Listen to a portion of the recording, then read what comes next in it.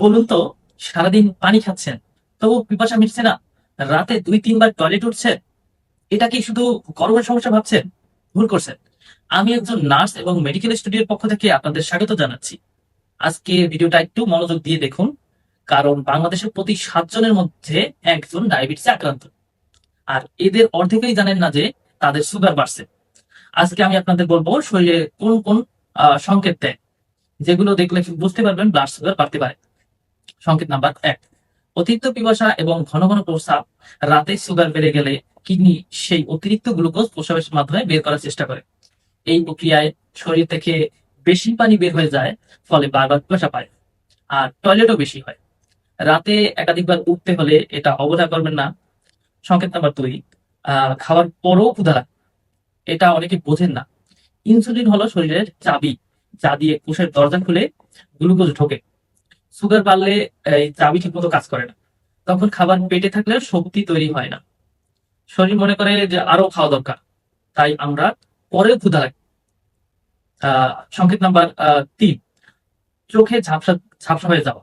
Sugar বাড়লে চোখের লেন্সে তরলের পরিমাণ বদলে যায়, হঠাৎ করে সবকিছু ঘোলা মনে হয়, পড়তে অসুবিধা হয়।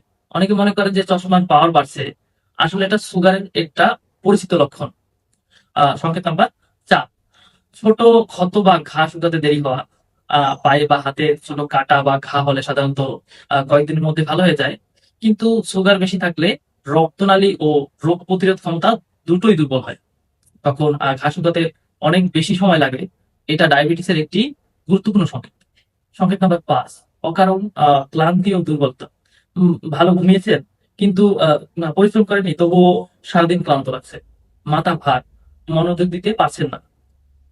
শরীরের কোষগুলো যখন গ্লুকোজ থেকে শক্তি নিতে পারে না, তখনই ক্লান্তি আসে। সংকেত নাম্বার 6, হাত পায়ে ঝিনঝিন বা অসারতা। দীর্ঘদিন সুগার বেশি থাকলে নার্ভের ক্ষতি শুরু হয়। হাত পা পায়ে ঝিনঝিন করা, জ্বালা করা বা অসার অসার লাগা, এগুলো নার্ভ ড্যামেজের প্রাথমিক লক্ষণ। এই পর্যায়ে ধরা পড়লে সময় মতো ব্যবস্থা নেওয়া সম্ভব।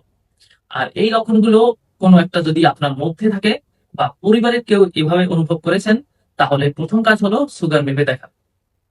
ঘরে একটা ভালো গ্লুকোমিটার থাকলে এটা খুব সহজেই করা যায়।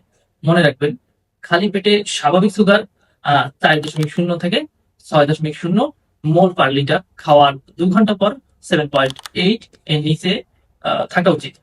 এর বেশি হলে দেরি না করে ডাক্তার দেখান। সুগার বাড়া মানেই জীবন শেষ না। সময় মতো ধরা পড়লে সঠিক খাদ্যাভ্যাস আর একটু সতর্কতায় এটা পুরোপুরি নিয়ন্ত্রণে রাখা সম্ভব।